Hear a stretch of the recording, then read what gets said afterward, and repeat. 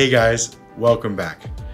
If you've been a long-time subscriber, thank you so much for the continued support. If you're new to the channel, I'm Dustin, and today we're going to do some glass blowing. Please make sure you hit that like and subscribe and turn on those notifications so that you can join us for future videos.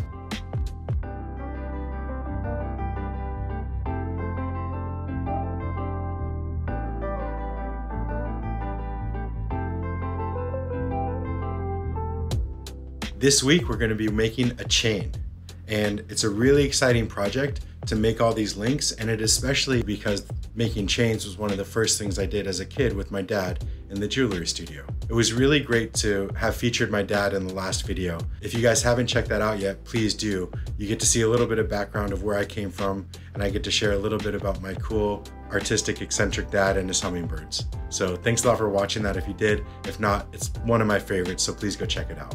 Last week, we hosted the workshop with Mitzel Glass. It went really well. Derek is an unbelievably talented and patient teacher, and all the students got so much out of the class. For those of you guys that were in the class, thank you so much for joining. If you're curious about how this format works, there was an open house where we shared some of the camera angles and how we teach the online classes. So thank you again, Derek, for coming. Such a pleasure having you again, and I hope that you come back and teach again here. The online school has been great. It's really cool to be interacting with you guys and to be joining the community, especially the mentorship. The Maestrino package is what it's called on the website. I get to interact with you guys personally every 2 weeks and work on projects together. So if you haven't joined the online school yet, please do. There is a free membership where you can post in the form, and if you'd like a little bit more access, it's just a small fee to get access to the mentorship and/or the project videos. The next workshop coming up is with visionary glass artist Rich Villa. His work is incredibly precise, and he's making these really cool shaped and colored recyclers. If you'd like to join us for that class, please do so. It'll be on July 24th. It'll be 8 hours of live streaming. You'll get to be able to interact directly with Rich Villa. It almost feels like a one-on-one experience because there's never anyone blocking your view. You get all these different camera angles. You can ask questions in real time. So please join us for that workshop. You can watch from anywhere in the world on any device, and that's on July 24th. I'd like to thank our sponsor, Mountain Glass Arts. Thank you so much for the continued support. By supporting these videos, you guys are exposing so many people to the beauty and wonders of glassblowing and providing great customer service and the tools and supplies that people need to start this from anywhere in the world. Thank you, Mountain Glass Arts, for your continued support. We all really appreciate your contribution to make these videos happen for the rest of the community. Please watch the video to the very end so that you can see if maybe you've won the hummingbird feeder from commenting on last week's video. For this week, I'm going to be giving away the chain that I made, so make sure you comment on the video, ask any questions that you'd like to be answered in the next video, or make a comment about how glassblowing has helped you or how your journey in glass has changed. I'd love to hear about it. Make sure you comment on the video for a chance to win this chain. I'm really excited to get into the studio and show you guys how I made it. I'll see you in there. All right, you guys, welcome to the studio. And today we're going to be making this chain. So the first thing that I'm going to do is draw on my graphite pad about the size of the link that I want with a graphite reamer. And then I'm going to measure this, kind of see what that might look like for the whole length, and then I'll cut these pieces into length. The glass that I'm using is Glass Alchemy Aqua Azul in the 4mm size. I don't think they sell the 4mm size anymore by itself, but you can definitely pull this down, or you can use full-size rods. So now I'm going to measure this on my square, make sure that everything's lining up, and I'm going to experiment a little bit about kind of putting a mark in here and seeing if I can use these marks with the flame to start to make my chain. So I'll grab my tweezers and bend this, and I'm going to use my Marver corner to make sure that that's at a 90-degree angle, going back onto my mark and then continuing to bend this into a little U shape with one long end. And that's kind of the prep work for the different links. Go back and measure it, see if that looks right. And now I'm going to do this on a few more And I was definitely experimenting here at the beginning to see what the best way to make this chain is, and I haven't made that many, so if you have a different methodology, please feel free to put that in the comments. Super curious about you guys if you've tried to make a chain. If you have made a chain or you're following along and making these projects at home, please make sure you post them in On the Torch on Facebook, or even better would be Borrowbabble, the forum that's on the online school. Every week people post their projects, and it's really cool to see the entire community making these things together. So now I have got this into a nice square, and I'm going to go into the corner, melt that together, and maybe if I need to, squeeze it a little bit with my tweezers, or a tungsten pick would work as well. And then you can go in here with a mini torch if you'd like to afterwards and clean that up a little bit. So there's the first link. Just going in, use my marver to push it and to make sure that that fits nicely. I'm going to go move this aside, put this second link in there, and now I'm going to close this up and make these two links together. Once I have that done, I'll push them together just a little bit with my tweezers, making sure not to heat up that first link so that they don't stick together.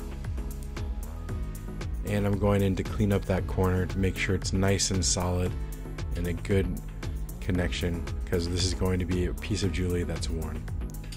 So I'll add my third link here and do the same thing, put that on the table, let that cool down.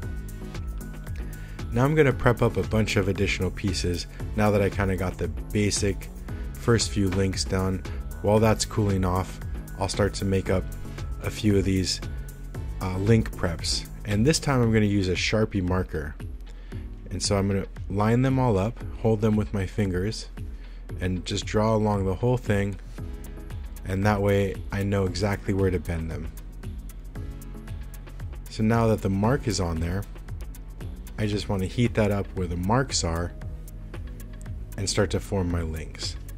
So here we go, making these U shapes with a long tail, and I'm going to put these on the marver as to make sure not to burn myself, and use them only after they've cooled.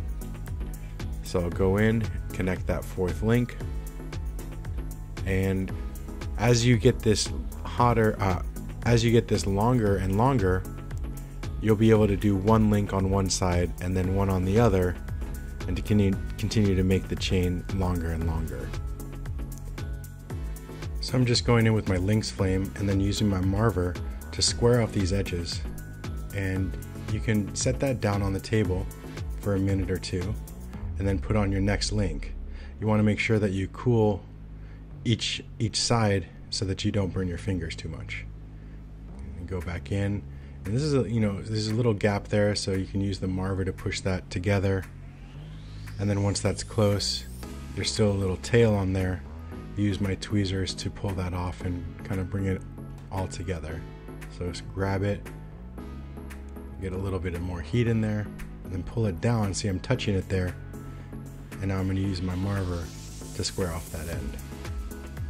Alright, so I'll set this down on the bench for a second, let that cool each side, because now I have two hot links on there. Make sure it's all nice and clean. I'll just set that down and let that cool. And you don't need to anneal this in between each link here, because the glass is so thin and so small. So I'll anneal this all at the very end. And now that I have this cooled, I'm going to add the next link. Heat up where I marked it with the Sharpie. Touch it down, and you can see that there's a little extra glass on here, and that's fine. So I'm going to go in and remove that with my step down tweezers here and pull that together. And once I get it pretty close to together, I'll be able to use my marver and shaping tools. And if there's any gaps, you can definitely use a tungsten pick, which I have in my right hand there. And these are by BC Metalworking. Really good tools, good quality tools. You can contact him on Instagram, and I believe he gives you a discount if you mention that you saw it in the Revere Glass videos. There you go. Put that on the marver, let it cool down, and I can prep up some more links in the meantime while it's cooling down. Or you can make your S-hooks or any of your other components that you may want to use for the chain. Just using the Sharpie, draw those lines nice and even. That gives me a bunch more links. Yeah, so I'm going to speed this up a little bit for you guys and kind of show you me add a bunch of links. It's the same process over and over again. Just heat up the link using my mini torch, going in to make sure that it's sealed. I'm trying to be really careful with this small area that I'm using. And you notice most of this is made with the Lynx flame or the mini torch flame. Put it on the marver to cool it off, checking it out, then go back in, and I'll get ready to prep up my S-hooks for the clasp. So now I'm going to heat this up, and I'm going to make the hook for the chain while the rest of the chain is cooling. I'll make a couple little S-hooks, and then I'll use my favorite one and attach that to one of the links so that there's a nice way for it to sit and to stay on the person who's wearing it. So I'm just using a soft flame here to get that nice curve, and then I'll take off one end, and now we have something that I'll be able to use eventually for the clasp of the chain. Just picking off any excess glass here and pushing that together. Alright, we'll set that aside, and then I'll probably make one more just to see, you know, have a couple there in case one is not good, which is always smart to do a little bit extra prep work so that when you're ready to use your piece, you have a couple of choices. Bend that back, and just a nice slow bend, and that'll be one of the clasps that we could use depending on which one fits the piece better. I'll take that off and put that on the marver. Alright, and get that set up. Now I'm going to clean up this second one a little bit. And once I have those S hooks ready to go and the chain as long as I want it, I'm going to see if that's going to fit. I might do a little test here. It looks a little bit tight, so I can open that up just a little bit. And you can see how it's bending in just slightly too much. And I'm going to heat it up and then use my tweezers or another tool to see if that will fit properly. Alright, we got one end on, then we attach the other end and see if that works. And there's a couple of different ways that you could make this clasp. You could leave it loose and just have it come on and off, so you could take the chain off on either side. But the way that I'm going to go about it is I'm going to attach one side to one of the links, and that way it's fixed on the chain and only one side has an opening. I think the chain would be nice with some sort of centerpiece, so I'm going to heat up a ball of white glass. This is Star White by North Star, and I'm going to make a tooth or something of that shape. You know, use your imagination. So I'm going to gather up a ball of the Star White, and once I have the Star White punnied up here, I'm going to start shaping the tooth, and I just want a really nice smooth taper and to curve that a little bit, maybe like a saber tooth or something like that. So now I'm going to use a pink rod to attach a little bit of pink to the top of the tooth that maybe would mimic a gum or something like that. This color is the Roger Paramore pink. It's a very smooth, nice working pink color. Really lucky to have it. I love this color. So I'm just going to gather up some pink on the end here, and then I'll be able to push it down and create a little flat plateau for me to attach another little hook to put it on the chain. Push that down with my jacks. You could use a paddle or any other flat surface for this, of course. Just going to make sure that's nice and melted in. And once I have that, the shape that I want, I'll be able to attach a little bit of glass and make a hook to there. I'm using the blades of my jacks to even this out, make sure that it's nice and functional. And I'm going to use a pink punty here and then heat this up with a nice kind of big flame and create a taper. So I want to make sure that the tip is the hottest point and the back, which is closest to my left hand, is the coolest point. I'm going to grab it with my tweezers and pull just a little bit to elongate the shape. You can make any shape that you'd like for your main pendant piece. I was originally going to do a flower, but then I thought maybe a tooth would be nice. So there's all kinds of choices that you can make. That's what the little petals are for on the right hand side of the screen, as I was thinking about a flower as well. So I'm pulling this and curving it a little bit. I don't want too severe of a curve, so I have to be careful to do this just a little bit at a time. And the white is really soft and droopy, so I want to make sure to not get too much heat in there where it gets out of control. You can see there's still a little bit of a unevenness to it, so I'm going to heat up the thickest part and make sure that that's nice and curved. I'm going to grab it with my tweezers and bend that part that I just heated up a little bit and get that nice taper in there. Now the end is a little bit uneven at this point, so I'm going to pull that, stretch it out a little bit, and there we go. Now we're getting closer to the curvature that I'd like. I'll pull the end so it gets to a nice point. Not too sharp, because this is going to be a piece of jewelry and we want it to be functional. I'll pull it off to a little point, but still there's going to be a little bit of a rounded tip on here so no one pokes themselves. Now I'm going to punty up to this on the side, and I'll be able to remove that once I attach the hook part of it. And I puntied it up on the side because I want to be as close to on center and in alignment as I can be. I'll take this off on one of my hooks, and then I'll use that for the saber tooth, making sure that that fits. And now I'm going to grab my tooth and do this double seal.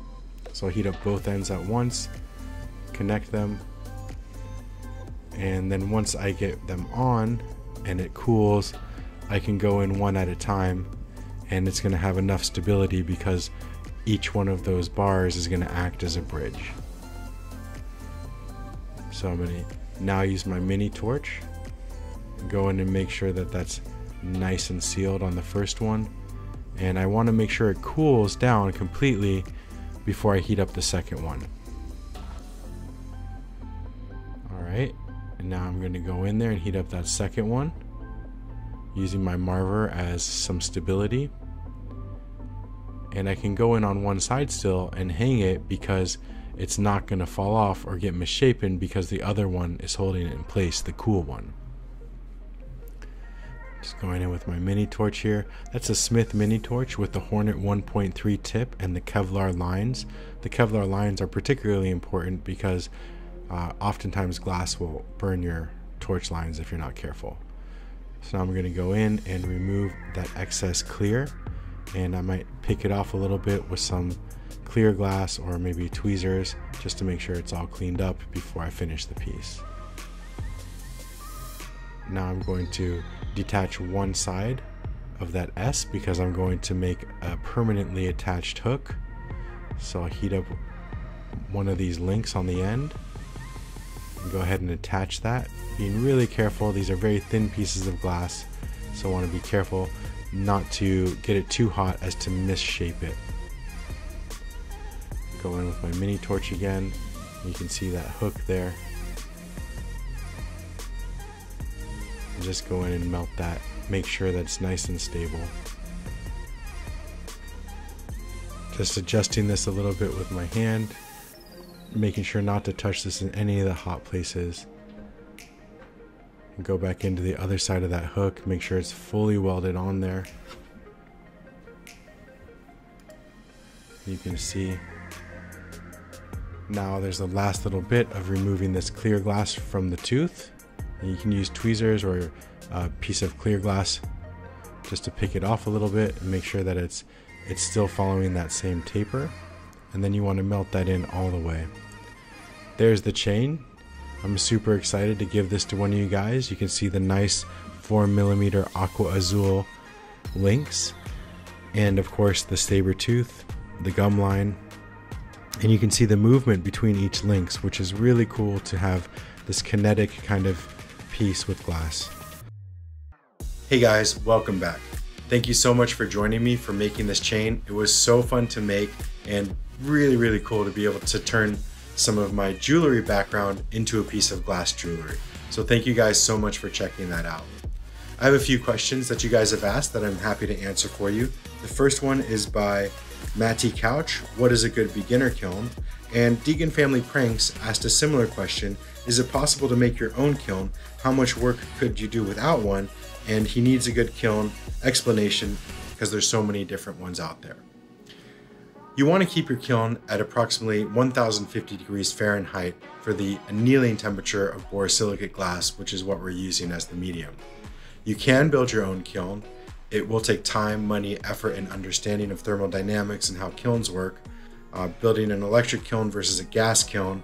There are some good beginner kilns. I'd recommend going to Mountain Glass Arts and checking out the kilns, maybe ordering the results from lowest price to highest price. Depending on what your budget is, there's many kilns that you could get probably between $500 and $700 or $1,000. The kilns that I use in my studio, the mini scuts, those are around $2,000. If you can afford that, that's definitely the best kiln to get. The next question is from Hyperfocus Glass. Any advice for a beginner glassblowing trying to level up the creativity part? That's a great question, and there's a lot of exercises that you can do to open up that creative faucet. One thing that's great to do is to try to look at something and draw without picking up your pencil or taking your eyes away, and then coloring these different sections with different color patterns, and you'll start to get your mind flowing in that way. There's a video on the online school with my dad where he talks about some of his creative process and getting that going. The creative process and being creative is like a faucet, and you want to turn it on, and if you feel it going, you want to turn it on all the way and keep going with that. Don't judge yourself. Feel free to make mistakes and just be open to the ideas that are coming in. Practicing creativity is really important, and it's just like working out or practicing glassblowing. It just takes a little bit of effort and time every day, and pretty soon you'll have really engaged with your creative flow and be able to apply that to glass. Borowitz is asking, will there ever be any more bench trick videos? And V3C70R is asking, do you have a glassblowing school? On the online glassblowing school, reveredglass.com, I have all the original bench trick videos without ads, plus there's tons of other tips and tricks in the forum and in the videos on there where you can learn a lot of little techniques that'll help you along your way with glassblowing. For those of you guys interested, there's a free trial right now. You can sign up for absolutely free, get complete access to it. Let me know what you think, and if you want to be part of the community, I'd love to have you there. All right, you guys, for this week's winner for the Hummingbird Feeder, that is going to Peter Chaikin. Thank you so much, Peter. I'm really glad that you checked out this video. It means so much to me. I really hope you enjoy your Hummingbird Feeder. Maybe if you're lucky, Alan will share a little bit of his secret brew with you. Thank you guys so much for checking out this chain. I hope you enjoyed watching it as much as I enjoyed making it. Please make sure you subscribe to the channel, hit that thumbs up, it really helps us out, and turn on notifications so that you can join us for the next video. Thank you guys again, and I'll see you soon. This is Dustin from the ASMR Radio Podcast. Mic test, 1, 2. Welcome back, you guys. All right. Are we ready? I think we're ready. Did you press record? Yes. You sure? It has been recording. So we're gonna go. Well, We got to get him out for that. we gotta get a fucking outfit.